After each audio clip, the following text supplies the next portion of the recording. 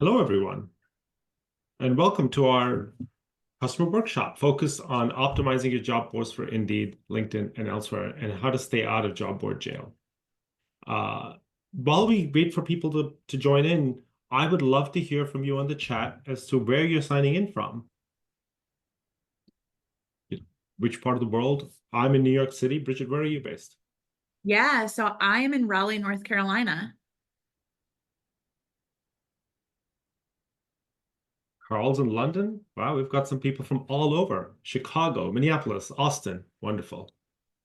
And while we're also waiting for people to sign up, I'd also love to hear from you um, as to if this is a problem you encounter, and I assume it is, joining in, what is the number one sort of job board optimization thing that you grapple with? What are you thinking about? What's on your mind? We'd love to cover it. And today, what Bridget and I are going to spend time talking to you all about is I want to show you first, how do we understand that we have a problem using your metrics and what metrics to really pay attention to? And what are we seeing in the trends that in job board optimization that's happening? And then we're going to leave you with 5 actionable tips so you can get more qualified candidate pools as well as more representative talent pipelines and avoid candidate starvation in your job boards. Wow. And I continue to see the chat filling up from Costa Rica. We've got people from all over the world today. Welcome. It's so wonderful to have you all join us today. So, Bridget, Yeah. I just want to introduce myself. Bridget, tell us a little bit about you. Yeah. So hey everyone, my name is Bridget. I am a solutions engineer here at Data People. I've been in HR tech for about 5 years. I'm a dog mom of 2. Love to cook. In a past life, worked with a lot of recruitment marketing agencies and worked with a lot of job boards. But super excited to talk about this topic. It's so great. And my name is Amit. I'm one of the co-founders here at Data People. I'm a huge nerd about all things talent acquisition and also about where to get the best croissants in New York City. Today, so Bridget, before we get going, the title of this topic was Stay Out of Job Board Jail. What is job board jail? Yeah, great question. So job board jail, there's kind of a few parts to it. There is where your job posts are just not visible to candidates. Sometimes you can just have a single offense to it, and you can say, hey, this job post, this one singular job post is not posted to candidates. But sometimes if you're a repeat offender, you can actually be limited and restricted from posting on specific job boards for a specific time frame. So it can really have an impact on getting candidates to your jobs. And sometimes there are strict guidelines and rules you have to follow to be able to get out of job board jail. And I think the most common tends to be Indeed jail. Is that right, Bridget? Yeah. Yeah, so Indeed has a little bit more strict guidelines on it. It's a little bit more prevalent out there than some of the other job boards. Yeah, it's kind of chaotic. And so Yeah. today we wanted to talk about this because so much is changing in job board land, in syndication land. The algorithms are changing, the labor market is changing. So what's happening is we're seeing an enormous amount of unpredictability in the performance of jobs. And there's 4 sources of unpredictability. The first is that the types of job boards themselves are massively changing. So we're seeing, for example, some fall out of favor, some effectively sort of fail to build, especially a lot of the niche job boards, especially as you're evaluating them. The one strong recommendation I have is to be really focused on what is current traffic, what is their current traffic trends, are they continuing to be able to get and build audiences that are focused on the specific verticals that you're focused on. LinkedIn and Indeed continue to just be enormous drivers of the success of most of the candidate pipelines that we see. The one other area of success that we're seeing in candidate pipelines is actually newsletters, more so than job boards. Very specific targeted newsletters tend to provide an enormous amount of performance. The problem can be, though, is that they can tend to provide an enormous amount of variability in terms of applicant quality and funnel and depending on how they're syndicated. The second piece that's creating a lot of unpredictability, and I'm sure this is driving a lot of you bananas, is one-click applications. They've made it so easy, and then when you combine that with the AI application bots. Many of you, especially in remote roles, are probably getting inundated with hundreds and hundreds of applicants. And oftentimes they're not reading through the job, they're not very qualified, and you're sifting through resumes. It's crazy. And it's a huge drain on your productivity and the productivity of your teams.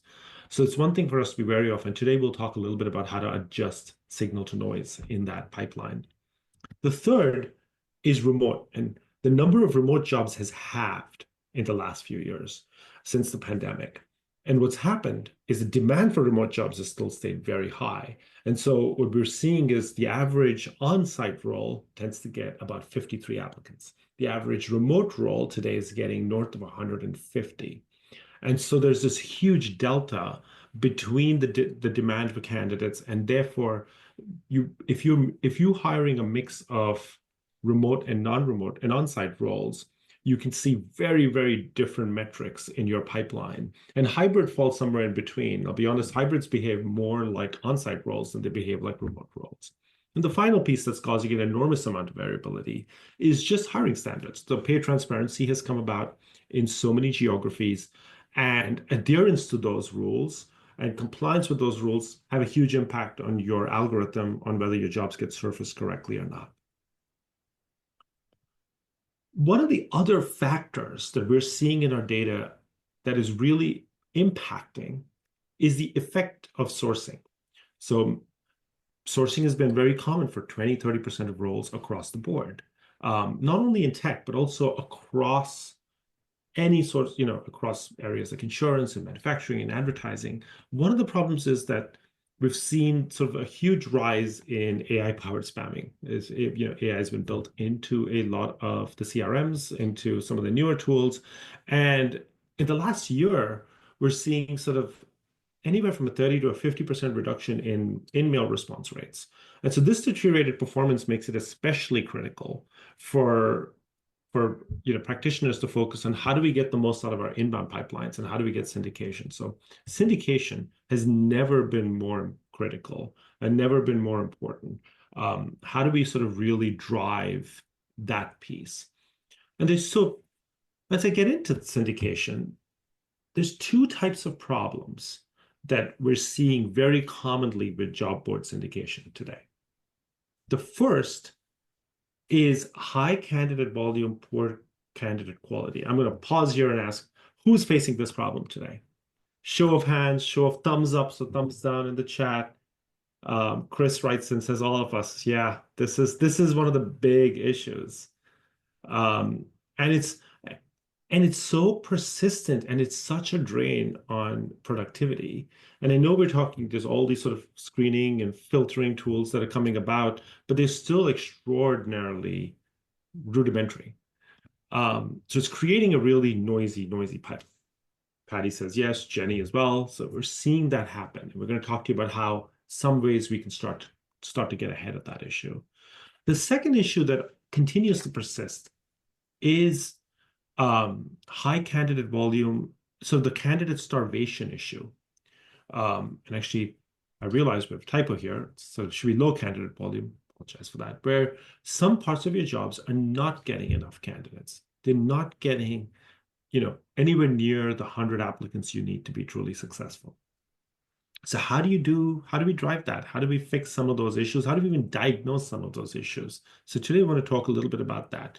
Now, chances are, if you're an organization that hires a lot of different types of roles, you're likely facing both those issues in different types of jobs. And one of the problems when you blend metrics together is sometimes those issues get obfuscated. If you're looking at average applicant volumes, sometimes your average applicant volumes of a handful of jobs can overwhelm and make it seem like you don't have candidate starvation issues anywhere, but you really do. I'm curious if anyone's feeling candidate starvation issues on the chat. Are people seeing certain types of roles? We've seen these types of issues really, really strongly in on-site roles in smaller talent markets, roles like manufacturing, but also roles in insurance, in advertising, in certain specific types of niches. It's sometimes hard to get to the 100 applicants. I'm kind of curious if people are seeing that or have seen that recently and how you're grappling with it.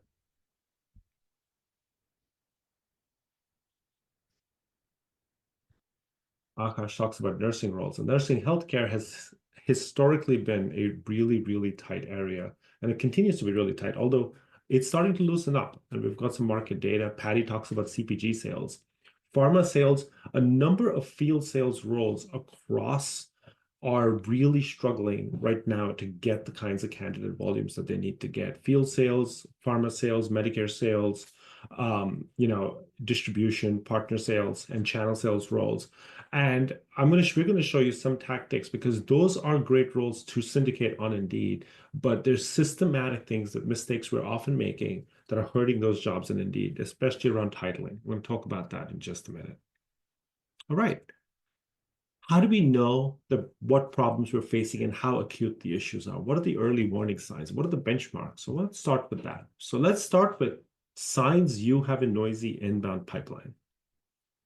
The first is pass-through rates. Pass-through rate progression, or overall pass-through rate, is the number of applicants that you're making, it's the number of hires divided by the number of applications that you're getting. So if you've got a 0.3% pass-through rate and it's falling, what it really means is you need 300 applications. You need to sift through 300 applications in order to get a hire. That is the benchmark today, and that's worrying. I think if you're in the 0.5, 0.6% pass-through, you're fine. I think, it's that some of that is going to depend on the labor market and the nature of sort of the environment we're in. But as you're starting to see this number trend downwards, this is an area where we've got to start to pay attention. Now, how do you find a pass-through rate? Now, if you go to our Insights platform for customers of Data People, you can go to pass-through report or executive insights report, and you'll see the pass-through rate right here, and you can drill in. And I strongly recommend drilling into this number by different role types or by different locations, because it can be blended. And what you really want to see is what that number looks like in very specifics.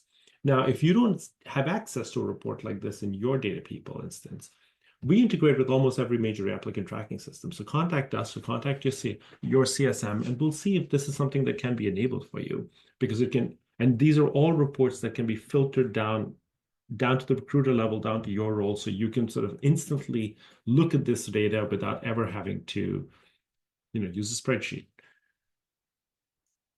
Another sign that you have a really noisy inbound pipeline is the inbound application to screening report. So if your first stage is lower than 5%, and the great place to look for this is the inbound report. Now, if you don't have access to this, you can also pull some of this data from your applicant tracking system. But what I like to see is this number. So the percentage of people who are applying inbound, getting through the screening, should be north of 5%. In a normalized environment, if you're in on-site roles, I'd like to see that north of 8 to 10%. But if you're hiring in remote roles, we know that there's going to be a little bit more noise in those funnels. So 5% is a perfectly good threshold to focus on. The second piece, as we go back to sort of what are the signs you have a noisy pipeline, what should you pay attention to, is inbound mix change. One of the things as you go into your source reports, we've seen this happen, is maybe your job gets picked up by a certain type of source that you don't want it getting picked up to. A newsletter, a mailing list, because your jobs get syndicated out and people are sometimes advertising them, or they're picking up jobs and putting it in different places. And it can create a lot of noise. It can show up in the wrong audiences. And those are areas you want to turn off, or in your ATS, you want to filter those sources out. We saw this very recently with one of our customers, where you saw suddenly like the other funnel or a certain job board just spiked. You got 30,000 applicants in from this one funnel.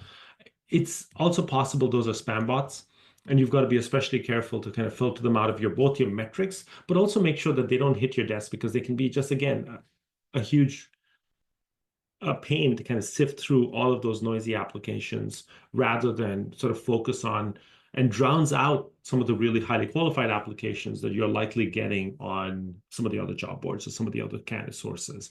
The source that you should be getting the best candidate quality is on your careers page. And if you're not, that's also a sign that your syndication strategy might have to be looked into, because other sites might be sending to your careers page in a noisy fashion.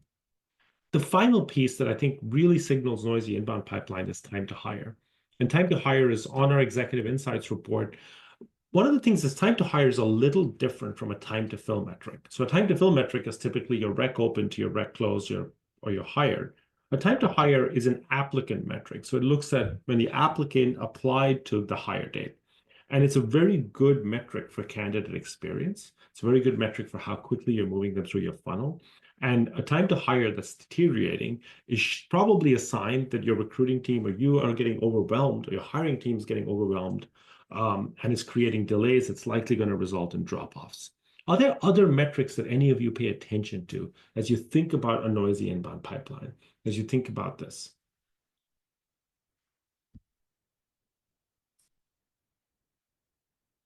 And now I'm going to move to metrics for understanding if you have candidate starvation. The number one metric for candidate starvation is actually time to fill.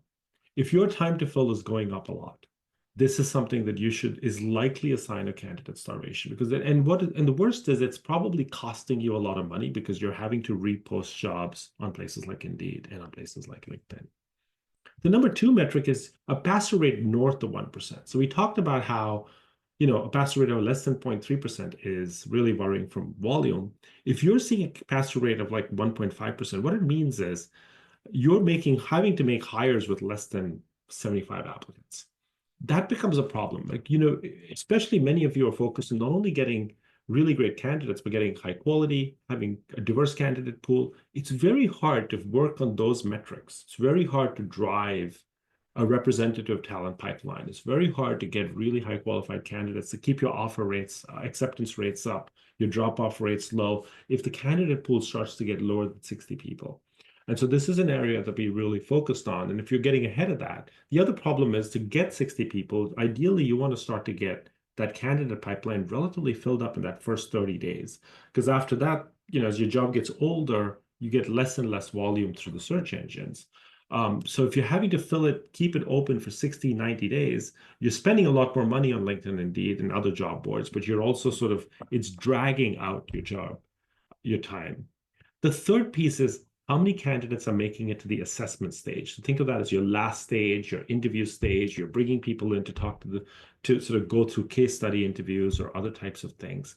You want to have at least 5. The minute you're starting to get less than 5 people at that stage, it's very hard to solve for quality, very hard to solve for representation. Chances are, if you have less than 5, you can only make one offer. If that person doesn't accept the offer, it sets your whole process back and you've got to start again. So that's a really core metric that I like to pay attention to, is how many candidates are making it through. And you could use our overall funnel report to really view and validate that metric very closely on average. And a good sort of rule of thumb is to look at that average and just sort of exclude internal jobs and just sort of look at how many you typically see show up per job. Now, I've been through a whole lot of metrics. I'm sure it's coming out of yours. Bridget, have I missed anything? What other metrics do you sort of think about or pay attention to? Yeah, I think really just focusing on the time to fill and then the pass-through rate, but also sometimes looking at dropping off, like why are candidates dropping off at some point in your hiring process, just to be able to take a look and kind of review efficiency and in regards to how they move through and what their experience is like. That's a great report. And we actually have a report called the drop-off report. And it's one of the most powerful reports in Data People.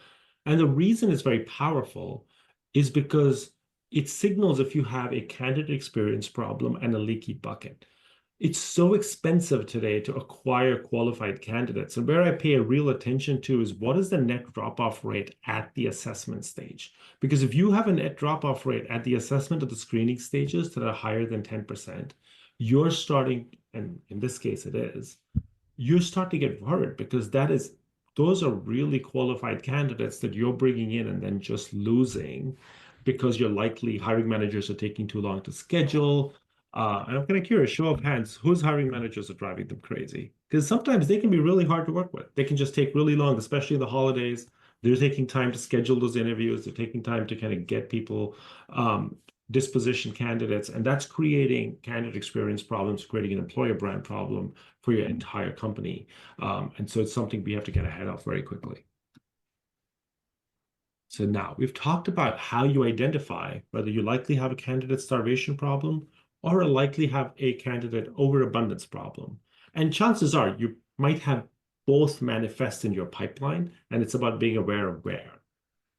One of the things I want to talk about is how do you use marketing agencies? So there's a lot of great agencies out there, someone like an Appcast that do syndications, and there's many of them. And they have a really valuable purpose in really helping you optimize your strategies and your budgets.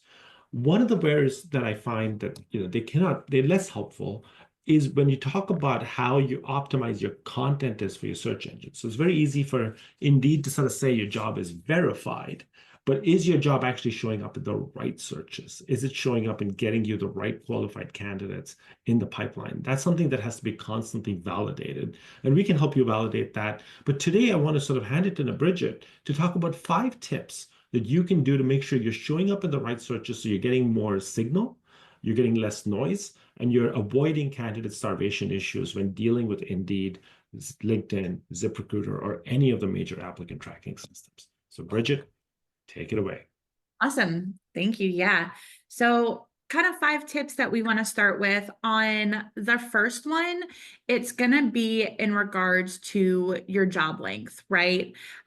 So what we want to do is that candidates typically spend less than 15 seconds reading a job post, and more than 80% of candidates are actually making their decision on their mobile device. So long job posts can be really overwhelming as they're going through scrolling.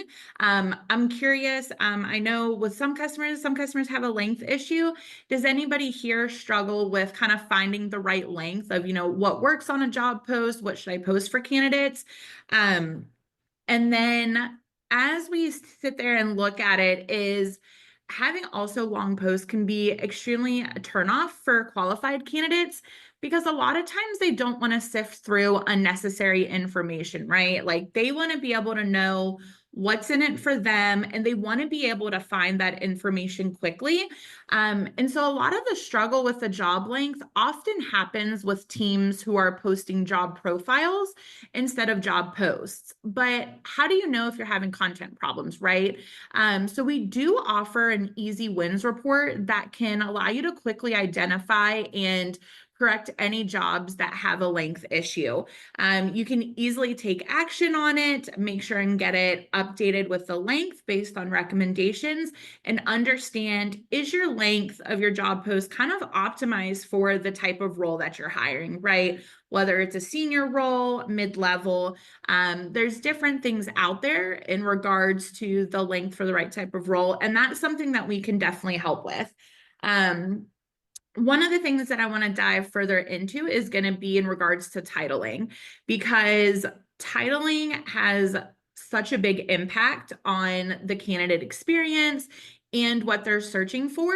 So we definitely want to make sure to tighten up titling. You want to make sure that you're using keywords that candidates are going to search for, right? Not using kind of the internal titling of how you recognize that job within your org, but how are candidates going to recognize that job? And certain job titles will actually trigger the job boards to flag your post.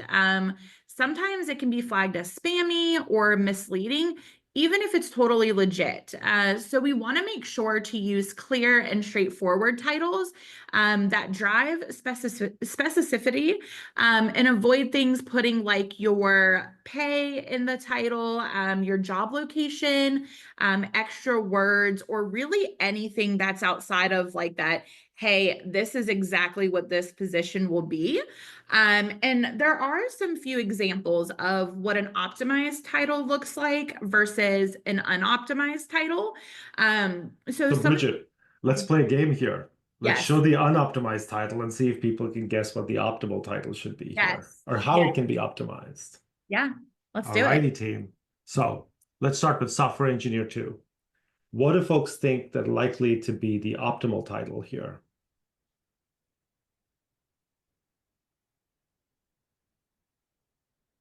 Any clues, thoughts?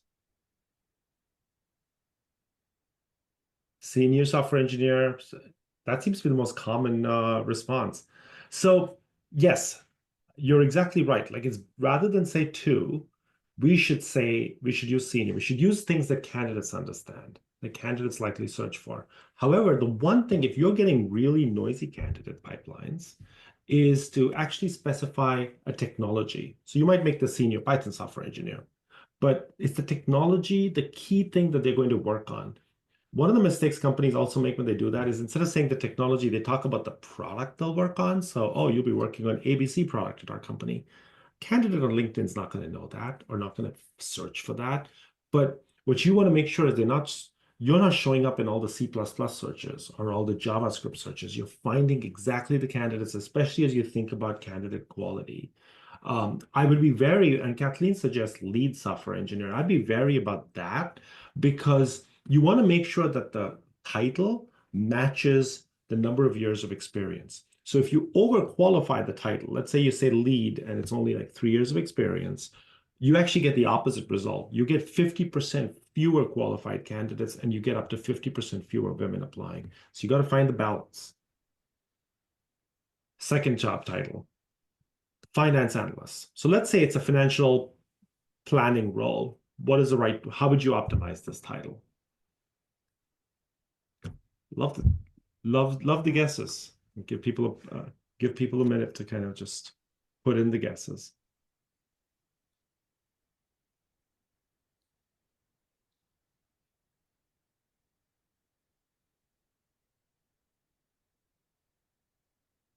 So Bridget, while we wait for people to guess, what's your number one pet peeve when it comes to titling?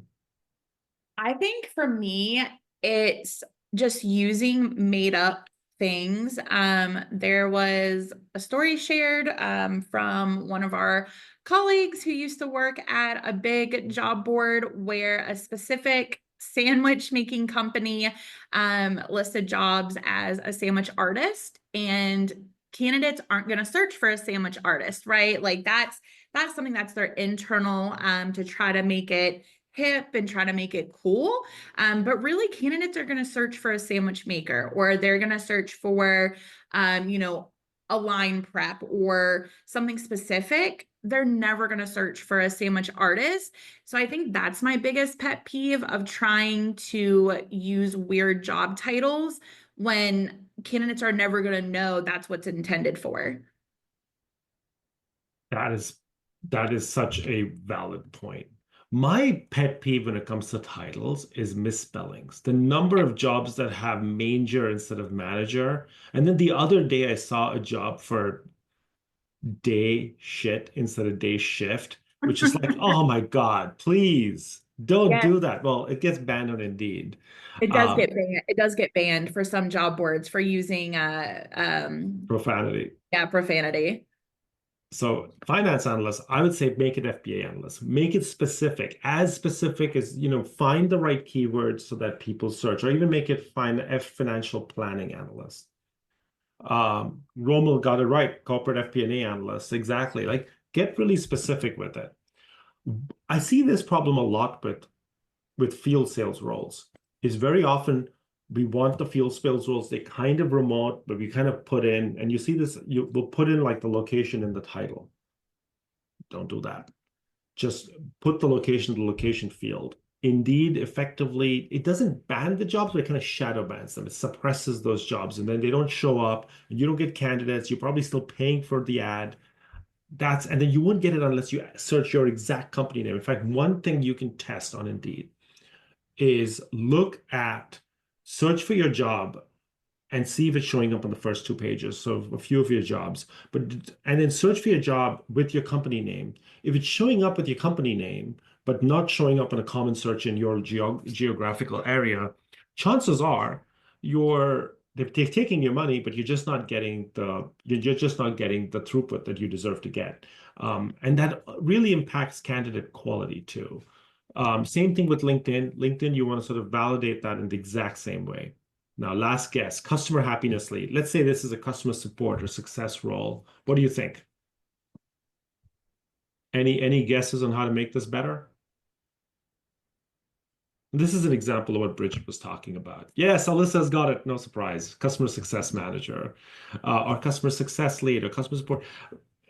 No one searches customer happiness. Like, go to where your candidates are going. Now I want to ask you a question, Bridget. Yep. Sometimes companies are constrained. They're like, no, internally we call this job software engineer two. How do we, what do we do? We don't want to like mislead the candidate. What do you do? Yeah, great question. So you can still put it in the job post, right? Like sometimes you can put in there, like internally, this role is referred to as blank, and you can put it in the job post, but you can still use the optimized job title as your posting title on the job board. Exactly. And your first line that can be internally, we call this job this, but Yeah. make sure you're advertising this correctly. And Andreas brings a great point. Will the AI double check all of these points and give you alerts? And it does. That's exactly data people's job. The job editor tracks all of these things for you, so you don't have to worry about it. Now, the one thing we have to do is encourage our teams to pay attention to making all of those title changes, because title changes have such a profound impact. We also have really good reporting that helps you identify where jobs have title issues. And one of the great ways, if you're a talent leader or a talent ops professional, is to go into either the Easy Wins report or the weekly snapshot report. The easy wins report will show you jobs that are too long, that have those types of issues, that are missing key pieces.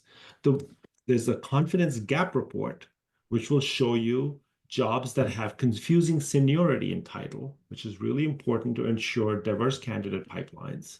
And the weekly snapshot issue will show you all of your jobs with rec IDs, with locations, and show you, if you scroll to the right, jobs that specifically have title issues. So you can download this report, and this becomes a great way to kind of download and have one-on-ones with your teams so that we're making sure we're getting ahead of title issues very effectively. So Data People flags that, and we're happy to work with you and train your teams on why this is really important for you. Now, one really great question came about Rahelia, who said, my hiring managers or my hiring teams often write a lot of preferred requirements and they lengthen the job. And we talked about how not only preferred requirements and lengthening the job gets you a lot of one-click applies, it sometimes makes you show up in the wrong searches, sometimes just creates a lot of noise in your candidate pipeline. And we searched some resources, but one of the best ways to bring that to bear is templating. If you can use really good templates to kind of release that, to encourage people not to do that, to really bring your style guide in.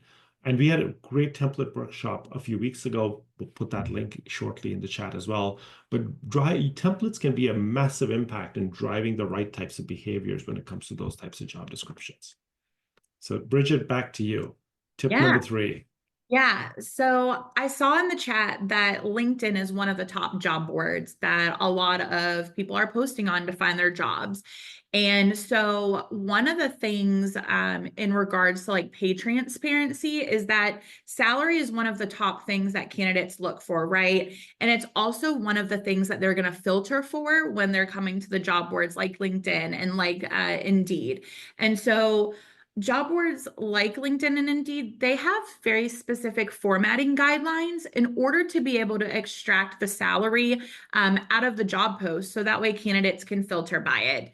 And so with that, when a salary is not formatted correctly, it can cause the job post to not be syndicated to the job boards if it's in a location where it's required by law. But it can also cause job seekers not to be able to find your job. So we have the option to be able to use the policy guide, which will allow you to make sure that you get flagged if it's not formatted correctly, right? Because salary transparency is so important in so many different ways. One, nobody wants to get fined for not including pay transparency where it's legally required. But also, you want to make sure that if candidates are filtering by salary, that your job post shows up for them. And that requires it to be formatted in the correct format. So if you use our policy guide and you can enable that, users will actually get flagged on the left-hand side in the sidebar guidance of saying like, hey, it's not formatted correctly, or you're missing it. And it's easy to go ahead and fix that issue. But then you can also use our compliance report to identify if you have any open jobs that are missing salary transparency. And everyone should have access to the compliance Yeah. report, regardless of applicant tracking system integration or any of that. So that becomes a really good way to operationalize this. Yeah, Tip. especially as pay transparency and the laws are always changing and new locations are always being added to it. It's just a great way to keep track of, hey, okay, am I putting any jobs, published jobs out there that aren't meeting the pay transparency? But also being able to check as you're writing new job posts, making sure that you're staying within the guidelines of those job boards, especially the two major ones. Exactly. Awesome. And Tip then, four. yeah, LinkedIn tags. So, kind of similar to the pay transparency is that LinkedIn tags really are used to identify the job post work site. And that's such a big topic these days with candidates, right? Like they want to know, is this a hybrid role? Is this a remote role? Do I have to work on site?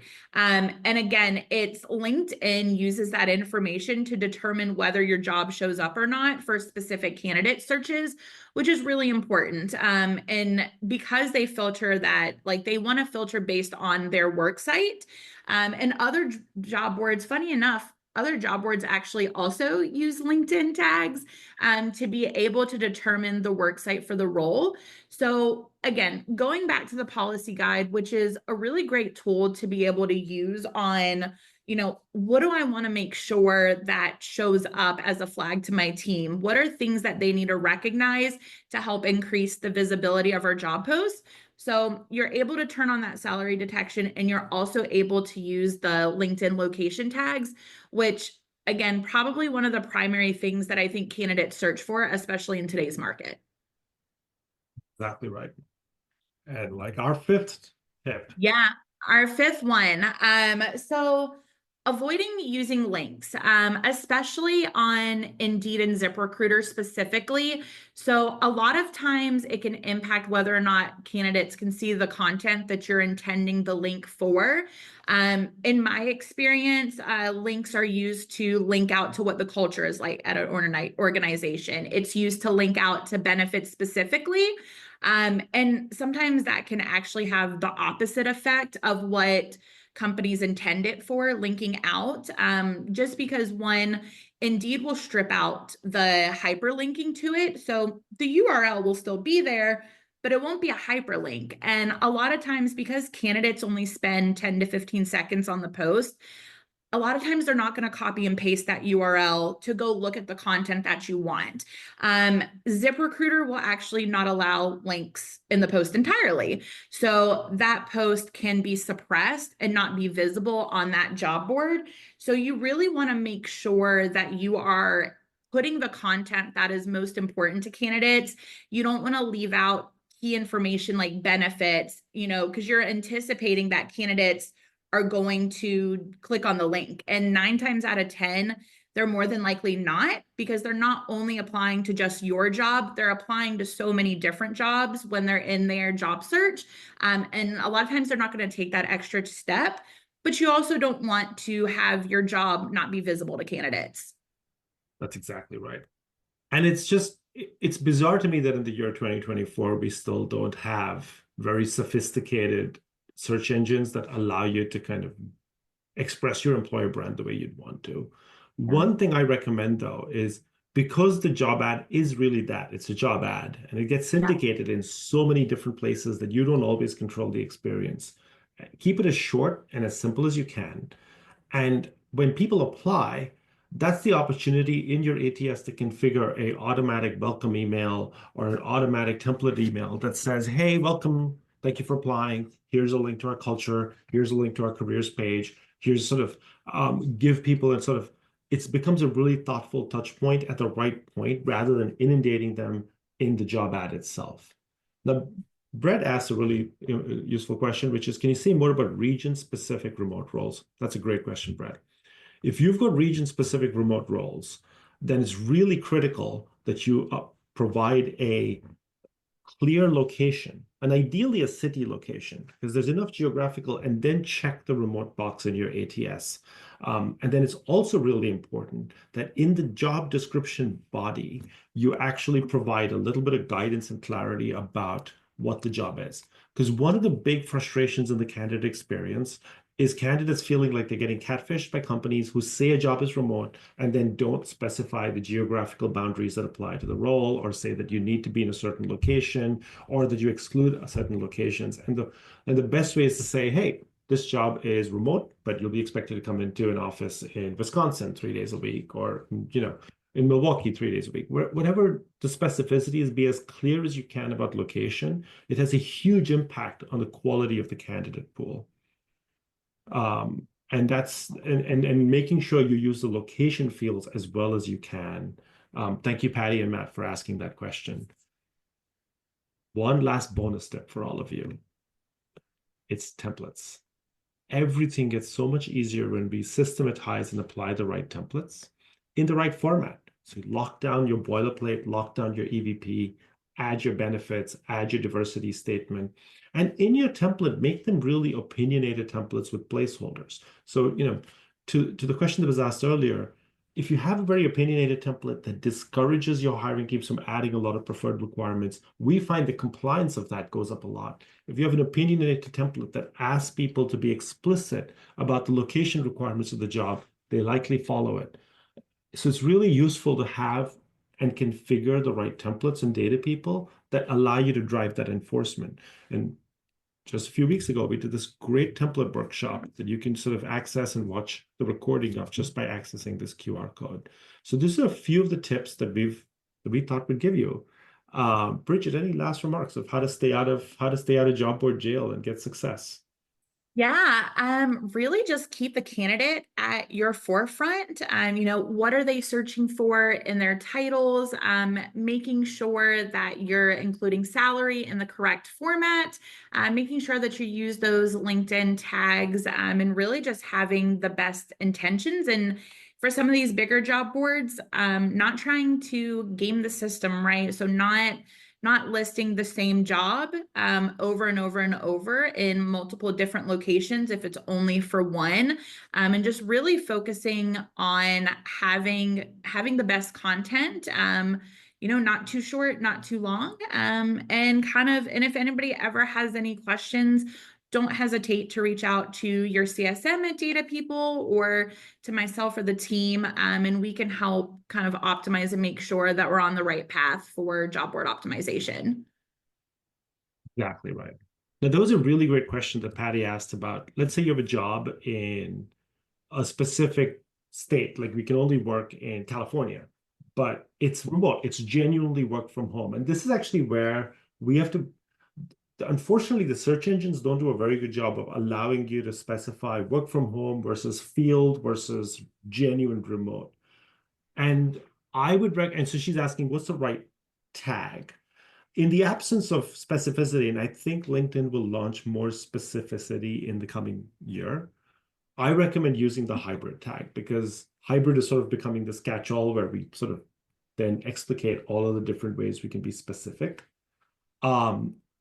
The reason not to use a remote tag is it really drives, unfortunately, it gets syndicated very broadly when you put the LI remote tag, and you tend to get a lot of applicants from outside countries, not only the outside the state. And that can be a real burden, but that creates a bad candidate experience for those folks who might have seen this job in a newsletter or someplace and applied to them. But I strongly recommend using the body of the job description, the first couple of paragraphs, to kind of be very clear about what work from home here means, or what field means, and how to kind of think about the geographical requirements for the job. So those are some really great questions. All right, team. Feel free to ask more questions.